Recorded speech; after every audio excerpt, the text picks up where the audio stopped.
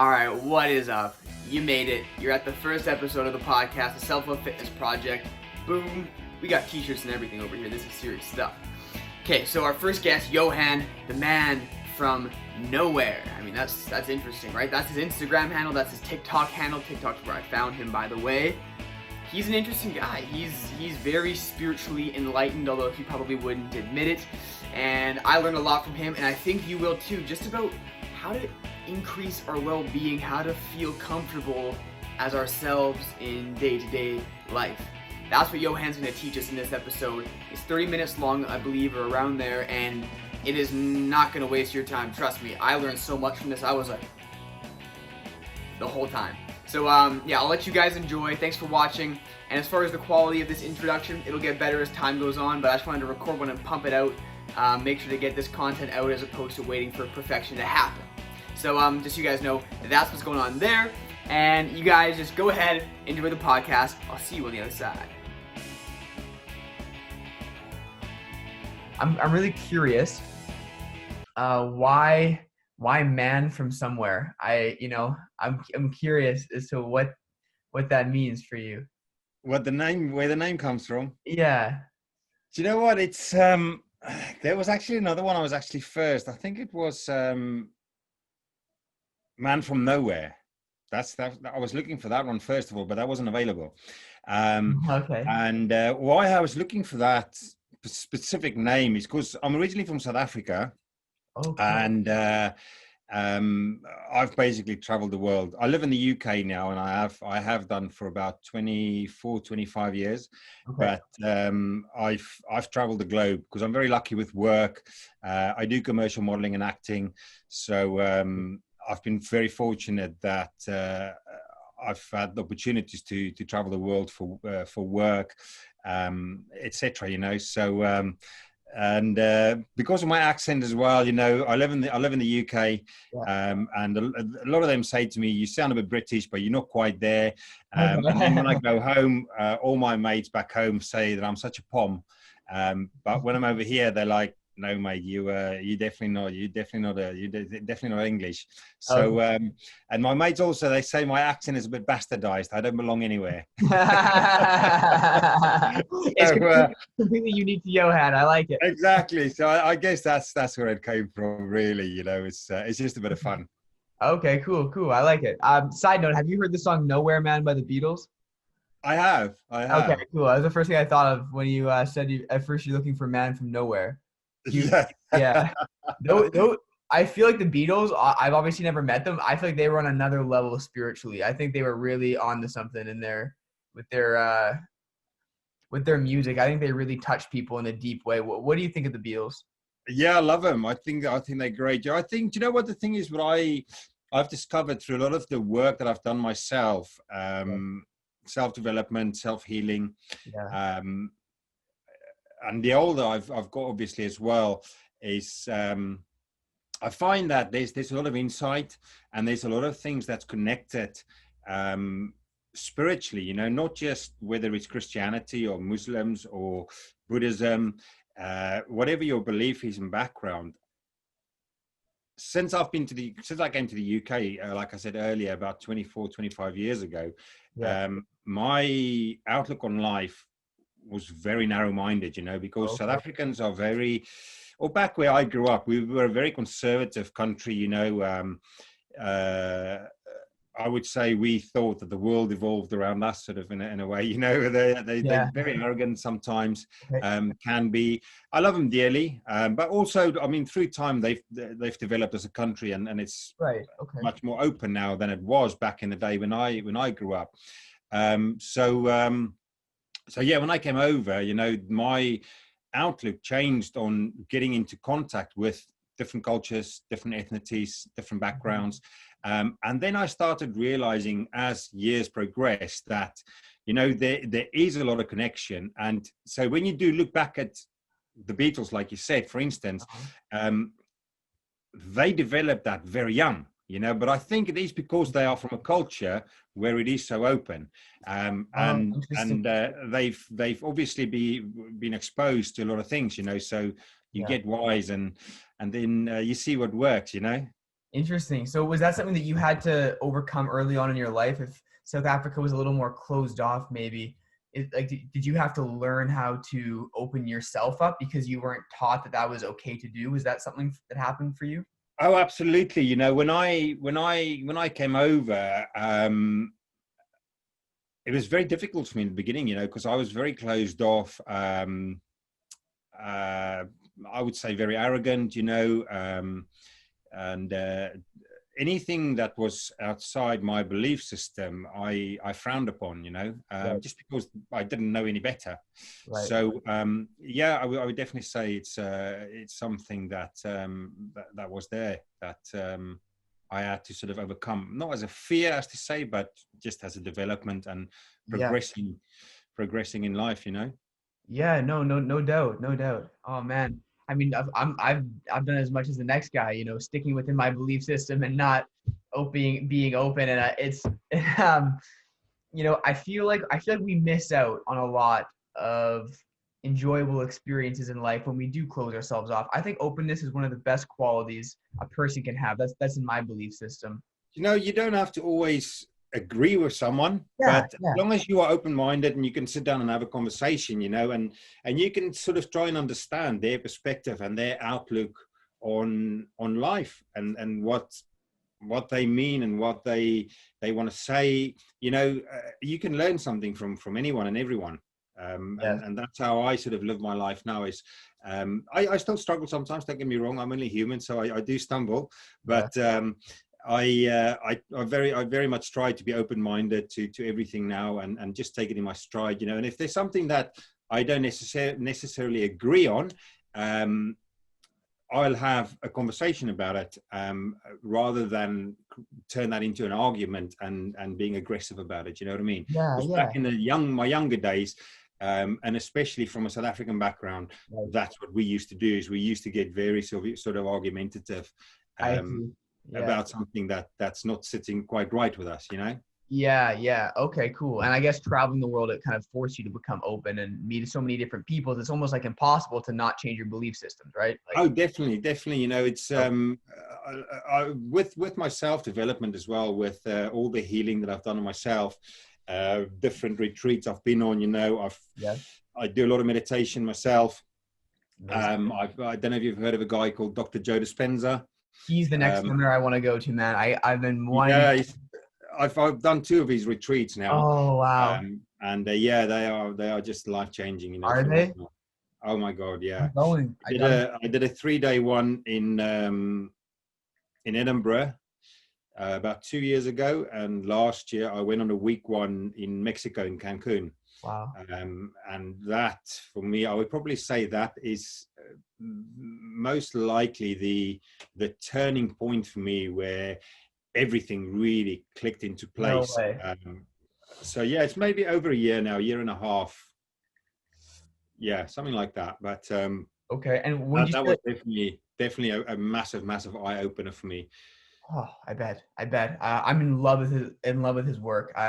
So would you say that the week long over the 3 day, like it's worth it to go for the whole week? Like to really. Yeah, you will have to do the on before you can go on a week-long retreat. You Oh, have you to have do to do a 3 day. progressive workshop first. So Okay. you can Okay. either do it online or you can go to a live event to do Yeah. it there. But you have to do the online one if you don't go to a 3-day one. But you can do that online one. I know he's just opened up. He's just literally about 2 hours ago.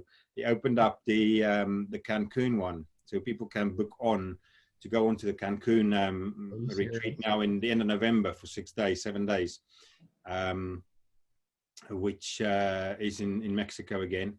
But you know, the thing is, that's a very popular retreat, and they normally completely book full in literally like a couple of 2-3 hours. They fully booked. Okay, well, I'm not gonna lie. Literally, right after this call, I'm gonna go check and see if I can get a spot. I actually think I'm gonna do it. I'm not kidding. Honestly, because I kept pushing this off, and I think I needed you to just say like, just do it, man. Like, because for me, like, I'm building up a business right now, and it's very easy to like get like hold into my expenses, but like, I feel like I just know I need to do it, and I actually think it'll help me grow the business more once I actually go to it. You And know, I would definitely agree with you there. You know, it's a life-changing experience, and especially if you are familiar with his work, you know, you can create your future. And that's what it's all about, you know, is to help you develop as a person and create whatever future you want, whether that's going to be financial stability, whether it's going to be a new job, a new home, you know, whatever you want Yes. is there. You just need to go and get it and make that happen. Okay, so what has that's beautiful, by the way. I so agree with that. So what's been your process to feel into that beautiful future vision, that you know, your deep soul desire that's really tugging at you, the one that keeps coming back to you? You know, I want to share a quote with you by Deepak Chopra. It's my favorite quote, I think, of all time. It's you'll know it's your dharma when it's like a spark that refuses to be extinguished. And Yeah. it's always stuck with me. So for you, when you have this vision that you want, how do you maintain, stay in that feeling all day? I'm sure meditation is a part of it. And I found that, okay, great, I can do, you know, an hour and a half meditation, but maybe by 3 p.m. in the afternoon, that feeling that I had, or even 11 a.m. or something, that feeling might drop off a bit. And I would love to be able to keep that elevated state all day. So do you have anything to say about that? You know, and that's another thing that Dr. Joe teaches us as well, is you what you do is when you do your meditation is so let me put it to you in a third dimensional world, right? So if I would give you $1 million right now and say to you, right, mate, there's $1 million, you're on the table, you can do with that whatever you want. Your dreams are going to come true, right? So that feeling, Yeah, in your heart, yeah, in your mind, yeah, in your body is going to be pretty explosive, isn't it? yeah, You are going to be ecstatic. You're going to be, oh my God, you just yeah. you're going to be able to talk. You're going to just be jumping off the ceiling, and I mean, you're going to be happy, right? Yes. Now, what you do is when you meditate and when you create these things in the fifth dimension is, Yes. what if you can feel that emotion before the actual event? Yes. So you teach your body to feel that gratitude, to feel that love, to feel that compassion, to feel that joy before you actually have that in your life. Now, by doing that, you are actually drawing that experience to you. Yes. Right. Okay. Yes. And this is exactly what Dr. Joe's work's about, is you create that within yourself and you teach your body to feel that. And that's what I do day in, day out, is I just open my heart all the time. I mean, I dip and I go through certain stages, you know, as we all do, because we are only human. But I always try. And if something does come up, if say someone cuts me off in traffic, that emotion that comes up of anger or frustration, I would sit with that emotion and go, right, where does that come from? Where do I feel it in my body? You know, because it all goes back to your belief system, as we said before. Because as a human being, your belief system is formed in your early years, from in the birth canal up until the age of about 6, 7. Okay. That's when your belief system is formed. Yeah. So any trauma. So say, for instance, your mother came home one day. She's the most loving and caring mum in the world. Yeah. And one day she's had a really bad day at work. You spilled the milk and she gave you a clip behind the ear.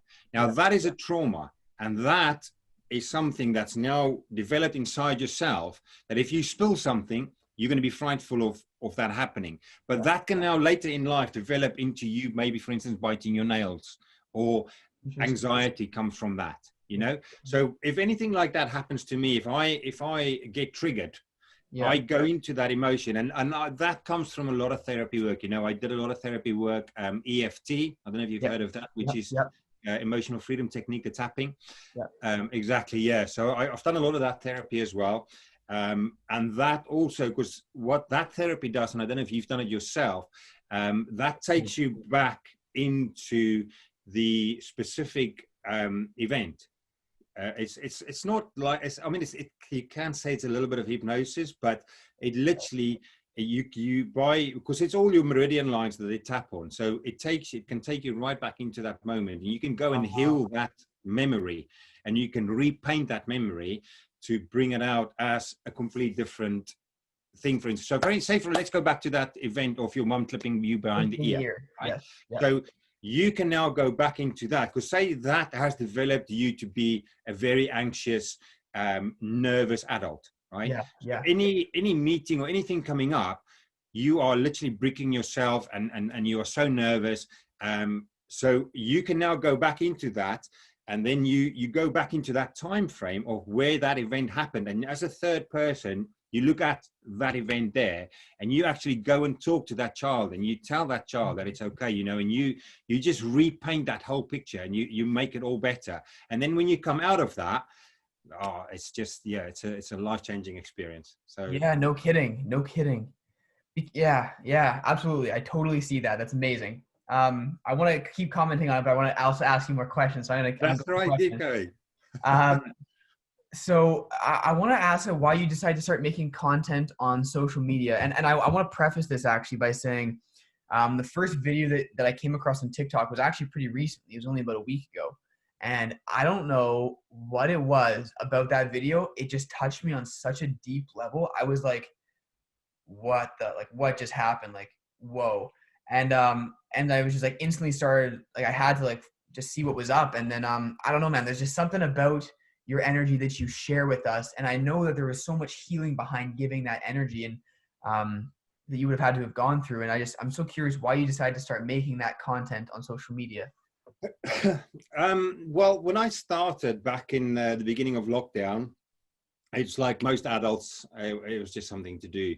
At the time then, my marriage was breaking down. I was very isolated, you know. I was on my own.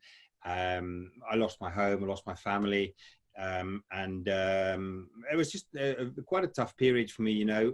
Although I've come a long way through what I've done in healing myself and developing myself.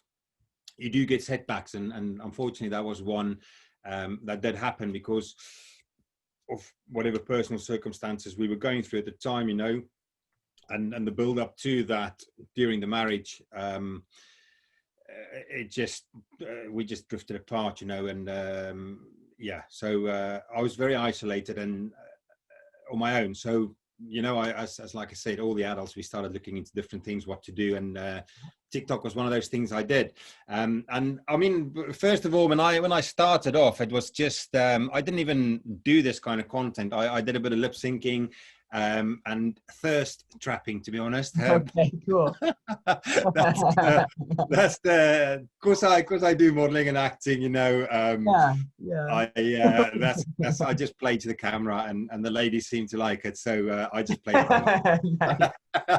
So that's why I started doing that. And then I did a lot of quotes as well of a guy called Creating Wonders, who's also on TikTok. He's quite big. He's got quite a really big following, and he does a lot of sort of short quotes. So I did a lot of lip syncing, just using his voice basically, and I had a lot of feedback from followers and comments saying basically you should start using your own voice, because I did do stuff with my own voice, but it was more sort of just not quotes, but just sort of like little sketches, you know, sort of things like that. Okay. So I had a lot of comments coming back to me whilst during the quote saying, why don't you do these in your own voice? And then I started doing a few, and I would probably say about a month or two, maybe 2 months ago, I really started focusing more on using my own voice rather than lip syncing other people's quotes and stuff. Yeah. And they just, and what I do when I do them is a lot of the things I do is because it's what I feel at the moment and it's what I need. And that's maybe why it does come across so sincere, because it's what I want to do for myself. It's what I want someone to say to me at that specific time or that specific moment. So me putting that out to the world is literally doing it for myself. And by doing that, it's real, you know, and that's why I feel a lot of people probably relate to it, and they acknowledge it, and they grow themselves from receiving that. Yeah, it hits people when they need it too, I think. And I guess it's kind of similar to acting, right? Like the best actors are the one that really go to that place. And for you in that moment, like you really go, like you're in that place is something that you need to hear, I guess. And I guess maybe that's why. Exactly. Yeah. So those like, yeah, and I did a really nice quote again this morning, you know, it's just about, I don't know if you've seen the one I did this morning, about love, you know, and again, of course I don't see my family much, you know. My parents live in South Africa still, and my one brother's in Vietnam, and the other one is in New Zealand, the other one is in Australia. Oh, wow. And then most of my family is, my cousins and everyone is still in South Africa. So I've literally just got myself and my daughter and my sons in the UK, you know. Don't see my sons as much at the moment, but I see my daughter sort of 50-50 between my ex. So I've got her for like 6 days, and then she's back with her mum for 8. So we split it sort of like that, you know. So the 8 days that I've not got her, I'm pretty much isolated by myself, you know. So I use that time for self-development, you know, because during that isolation time, although I can go out and I can do things, I'm very much by myself. So it really helps me to delve into whatever might be coming up, you know, whether it's a loneliness, whether it's sadness, you know. I just work on that and just go into that and just put out. Yeah, beautiful. Wow. And it sounds like you've been through a lot of personal stuff with your family, and to come out like, oh man, to come out of that with just such great energy is like quite the accomplishment in my eyes. It's seriously amazing. It's to have that kind of spiritual muscle, you know, to like that. It's awesome. You're like Arnold Schwarzenegger spiritually. So the next question I want to ask is something I'm very passionate and curious about, especially with someone like you who's done so much personal development. Yeah. What was the biggest fear you had to overcome, and then what's your biggest fear right now, currently today?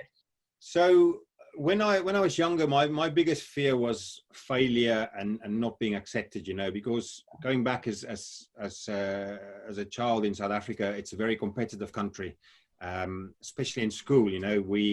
It's every sport is very competitive, you know. You compete against other schools on a weekly basis, whether it's athletics, whether it's cricket, whether it's rugby, tennis, whatever, you know. It's very, very competitive. So my biggest fear growing up was failure, but then also acceptance, you know, because although I'm very chatty and very outgoing, one of my beliefs was when I was younger was I won't get accepted, you know. I'm not going to be accepted, and that comes back from a childhood trauma that I had, you know, and something that's happened to me when I was younger. So acceptance was a big thing for me that I had to overcome. Yeah. Wow. Okay. So to be honest, full transparency, that's one that I realized this morning that I'm going through right now is that I feel like I'm afraid of. After I asked why a couple more times, I realized it's because I fear to not be loved, basically. And so I seem to be like, I seem to have looked for acceptance in the past, even just in like being extra agreeable or kind of like a people pleaser, just to try to be accepted. Yeah, I relate to that, because that's what I used to, just try and please everyone, you know. And I can very much relate to that. Okay, yeah, it just feels very inauthentic, and it's exhausting for me in that way. How did you overcome that? How did you get through that? So for me, you know, again, it goes back to the, because I've started probably doing a lot of intense work on myself about 6 years ago. And it started slowly with the EFT. I tried different therapies at the time. I tried the talk therapy, which is fine, you know, and talking about it. That's a big thing in South Africa as well. Men don't talk. Don't talk about it. No vulnerability. No, that's it, mate. You just get up and you get on with it. And especially in sports, I'm assuming, right? Like that crowd. Yeah, but on a personal level as well, you know. It's, I mean, I guess it's with a lot of men across the world like that. You know, they just give each other a pat on the back and saying everything's going to be fine. Let's go down to the pub and have a few pints, you know, and that's it. You know, get pissed.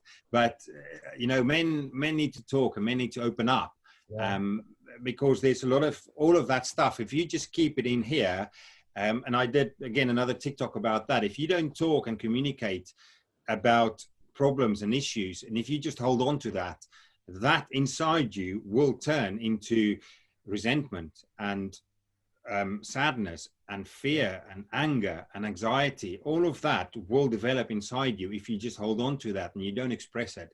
So anything like that, you know, for me, overcoming things was literally starting to talk about it and opening up about it, because in your weakness you can show your greatest strength, you know. And that's one thing that I found worked for me. It was just starting to talk about it, and the more I talked about it, the more sort of I got feedback and different perspectives and different outlooks on what I was actually saying and trying to say and trying to understand. And that's how I developed. Beautiful. Yeah. That's a beautiful journey. I've just recently started talk therapy myself, 3-4 months ago now. And it was the first time I'd ever really opened up to somebody. I kind of fake opened up to people, but I'd never really let my shield down and opened up. Yeah. Best thing I ever did for my growth. And although talk therapy doesn't necessarily like energetically heal me, it really kind of got things moving for me a little bit. And it made me, because I thought I was healing and I thought I was doing this, but then I realized, wow, I've never actually shared this with another human being's eyes on me and like actually like opening up to them. So and a big reason actually why I started the business that I started, we specifically, it's a self-love fitness project. We specifically target men because we hardly teach fitness compared to what we teach about vulnerability and mindset and self-acceptance. And just because it's so personal to me. But anyways, thank you for sharing talk therapy, because I think for the guys listening and you want to talk about it, it's I'm just glad that you brought it up, because I hope that might. Absolutely. I mean, that's the first step, you know. If you start talking about it, and then if you really want to go deeper, then I would definitely recommend get yourself an EFT therapist, go down that route. But I mean, I've done all sorts. Like I said, back end of last year, I went to Peru. I went on an ayahuasca retreat. Amazing. Yeah, that was phenomenal as well, you know. Wow. Different experience. Absolutely loved it. So yeah, I've done it all. I've tried to do it all. The next thing I want to do, which is scaring the hell out of me, is when they go into a dark room and they literally stay in darkness for like a week. 7 days. Yeah. Yeah. Oh, Yeah. That is a scary one. How do they feed? Do they like slide the food under or do you not eat for 7 days either? I'm not sure. I've not heard about the eating side of things, but because there's a guy that I follow on Instagram. I can't remember his name now. He did it when I went to Peru. He went on to that sort of dark room therapy for a week, and what's his name? I can't remember his name now. But no, but he did eat. He did get meals delivered to him. Yeah. Okay. But yeah, that does sound very intense, because you literally just with your own thoughts. There's no meditation music or anything either. You know, you are literally just there with your thoughts. So you said there was a button in there that they could press that was like chanting and humming maybe that he used. He said, but after a while, you know, you get a bit too much, and you literally just there with your thoughts, you know. And that's interesting. I've heard that you actually see visuals.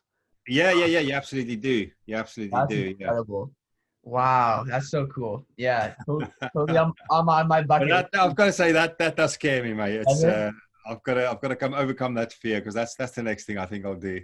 Wow, awesome, man. That's cool.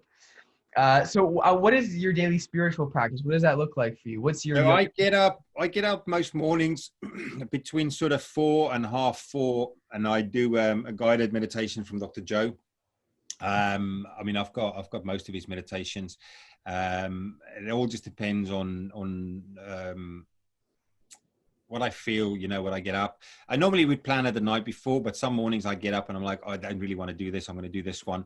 And most of his meditations is like an hour and a half, unless you do the pineal gland one, which can be about 2.5 hours. Wow. So I do that every morning, and then I do a half an hour meditation just before bed, which is basically just bringing you back and looking back on the day that's gone past, and you sort of try and look at where did you sort of go unconscious. Yeah. right? Because what Dr. Joe says is if you, what we do is we literally live in a program.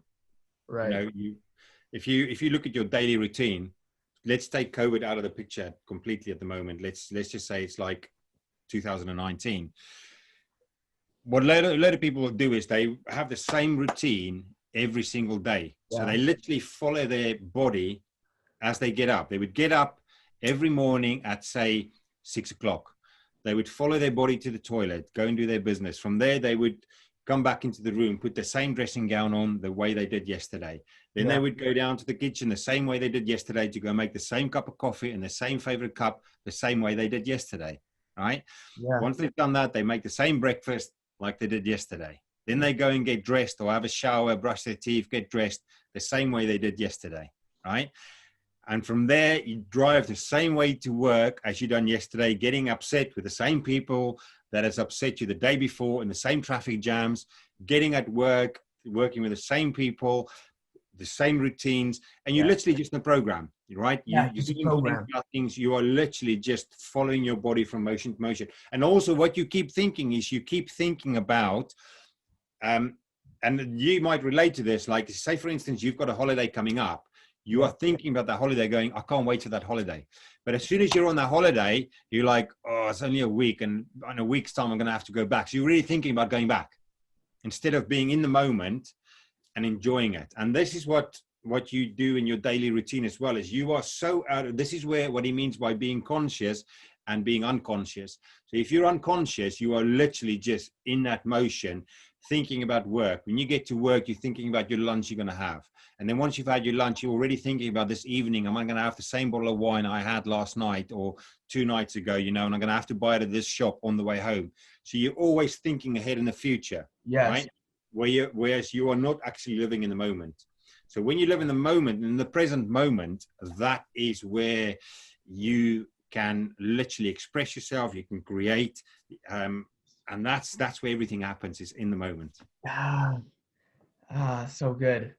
That's so good. I remember hearing Dr. Joe frame something similar in this way, and this really broke my pattern, was when you think into the future, it diverts your energy out of the present moment. Oh, yeah. And like that one, like just blew my mind. I was like, holy crap. Yeah. Like, because where you put your attention, that's where your energy goes. So it's the same as, say, for instance, you get up, say, have you got a brother? I do. Right. So say, for instance, your brother severely upsets you. Yeah. He's taken your AirPods and he broke them. Okay. And that's gonna upset you. And you are going to think about that probably for half a day. Right. Now, being upset about that, you are now directing all of your energy into that problem and into that issue. Right. So instead of doing that, if you bring that energy back onto yourself, I mean, that's quite a general thing, and that can, if you want to make that even smaller, if someone cuts you off in traffic, you swear at the guy and you throw him a finger, and you probably stay upset about that, thinking about that guy, how much you want to smash his face in for the next 2 hours. Right. But that 2 hours, you've literally put all of your energy onto that issue and that problem that you can't do anything about. Right. Now, instead of doing that, you have to try and just get yourself back into the moment and bring that energy back into yourself. Yeah. Because if you can bring that energy into yourself, you've got so much energy to create and to develop yourself. And yes. Are you familiar with Michael Singer? Yes, I know he is. Yeah. Okay. Yeah, he's like, we all have a mind, but some people use it for like to do what Einstein did, or some people use it to be like, oh, she cut me off in traffic, that bitch. Like we all have the same mind, but like what we use it for. So I love how you're talking about bringing our energy back from something that's just so useless. Exactly. So useless, and creating something great for this world, using it to inspire somebody or to, So beautiful. I want to keep to time here because we're already at our time, actually. I completely lost track of time. So I will ask you my last question. If you had to leave behind 2 pieces of advice, and that was it, like, no worries. Yep. I'm sorry, but your TikTok doesn't stay around. That's gone too. You have no legacy to leave on TikTok. 2 pieces of advice on a piece of paper. What would those be to the world? I would say, don't put things off. Just do it. So when you finish here, get on to Dr. Joe and get I yourself. am, yeah. Right? That's my first thing I would say to people, because I'm like that, or used to be like that a lot. Okay. I would put things off, and I'll do it tomorrow, and I'll do it tomorrow. Right. And it's the same. It's if you keep putting things off, like if you say to yourself, I'm going to change, and you don't do it then and there, your body will just go, he's lying. Yeah. Get up and do it. So that's my first thing, is I'd say don't put things off. Just get on with do it. And the next one is communicate. Just open up and talk. You know, communication is key with everything, whether it's with your partner, whether it's with a work colleague, whether it's with your boss, whether it's with your mom and dad, friends. Just communication is key within everything. You know, if something is bothering you, or if you're happy about something, express it. You know, don't keep things cropped up. Always talk about it. That's beautiful. Thank you so much. Thank you so much. This was such an honor for me to be able to chat with you, and I really think this conversation helped the listeners. You're more than welcome. Yeah, man. Very nice. No worries. How was that podcast? It's pretty good, right? I hope you guys enjoyed the podcast. I'm super glad that you guys are here. I'm very grateful that you guys are here. We are putting our all into this content. Me, Alex, Erik, everyone at the Self-Love Fitness Project, we're putting our heart and our soul into this company, into this community, and we're just so happy that you're along for the ride. And we are just, we're very grateful for you. So thank you for watching, and I hope to see you at the next one. Drop a comment, drop a like, please support us, we really appreciate it, and I will see you guys on the next episode. See you there.